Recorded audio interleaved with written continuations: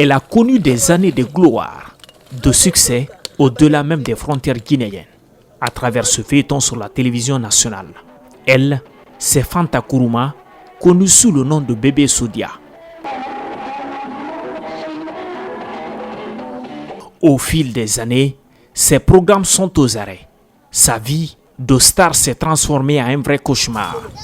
Ici, à Symphonia Casse, Bébé vend du charbon et du carburant sur le marché noir pour vivre. Vous m'avez trouvé en train de faire ce qui est mon travail actuellement. Je vends du charbon et quelques petits articles.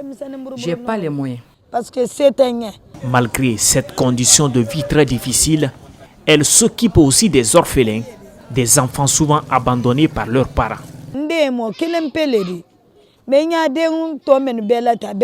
Je n'ai qu'un seul enfant. Tous les autres, ce sont des orphelins. Même les jumeaux ont été abandonnés devant ma porte. J'aime les nouveau-nés. C'est la leçon que j'ai donnée dans mon film. Montrer qu'il n'est pas bon d'abandonner l'enfant. Dieu seul sait ce qu'ils vont devenir.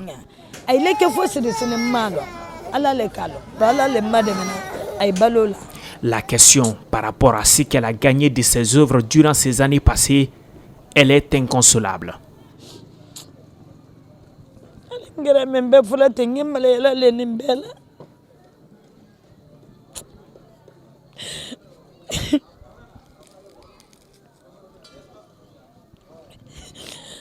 Elle affirme son regret.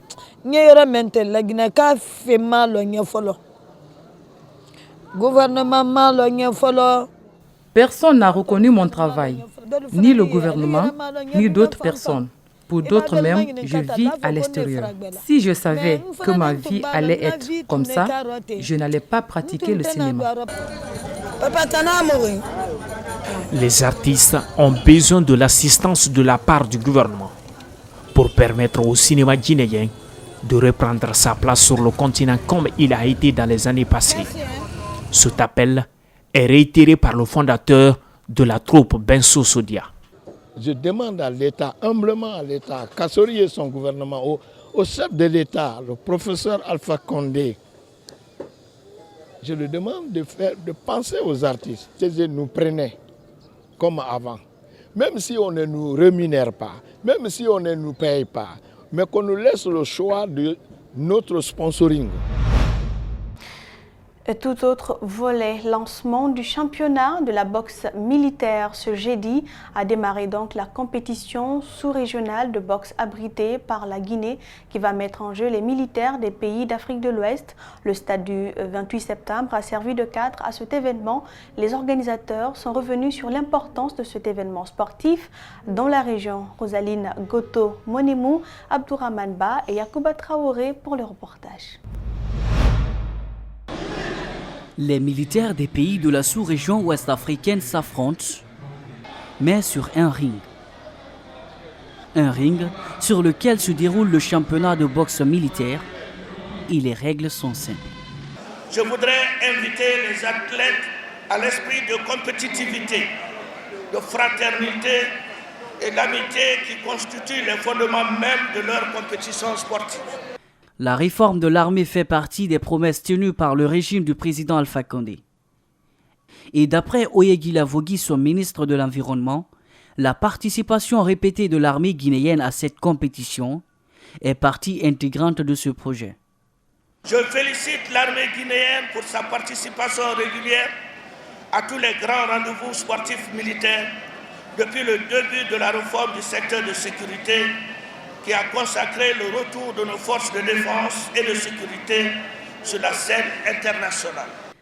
L'armée et le sport sont intimement liés et le responsable de l'OLAO en est conscient, d'où l'initiative d'une telle compétition dans la sous-région.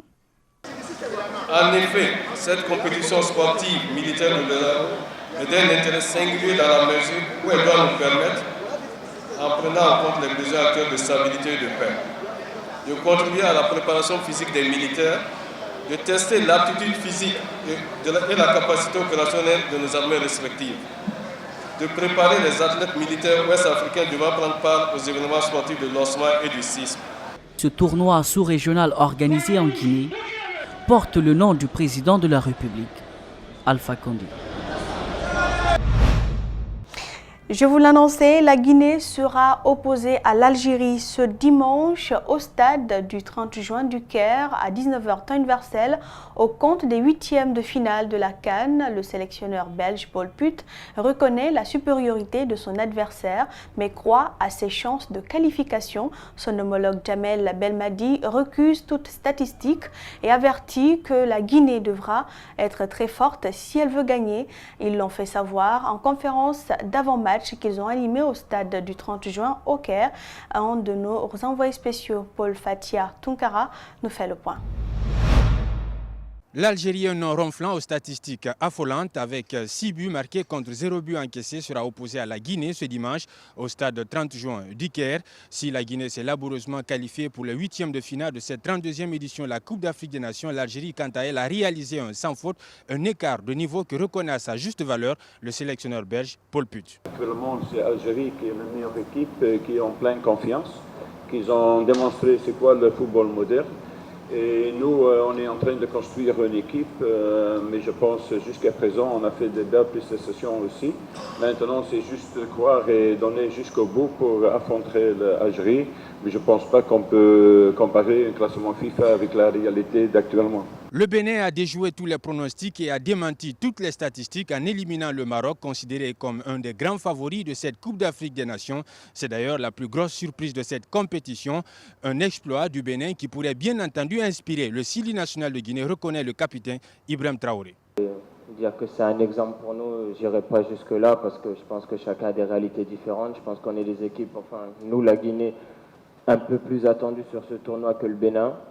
Après, ils ont montré la voie, évidemment. Hier, on faisait une grande performance, même à 10 à la fin contre un des favoris. Donc, si on peut se servir de ça, nous, pour demain, réaliser aussi notre exploit, on va le faire.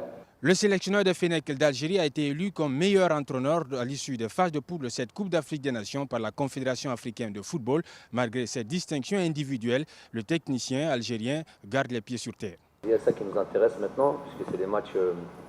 J'ai dit que c'était des petites finales, tu passes ou tu rentres. Donc on parle que de la Guinée. Si on parle de statistiques, vous aimez bien les statistiques généralement. Ils ont des meilleurs stats que nous lors de nos confrontations. Donc juste ça devrait déjà, si on avait encore besoin, je le répète, ce qui n'est pas le cas, d'être averti, juste ça, c'est déjà en soi une mise en garde. A noter que chaque joueur et encadreur a perçu une prime de 20 000 $ pour la qualification en 8e de finale et 30 000 autres dollars les attendent en cas de qualification pour les quarts de finale de cette Coupe d'Afrique des Nations.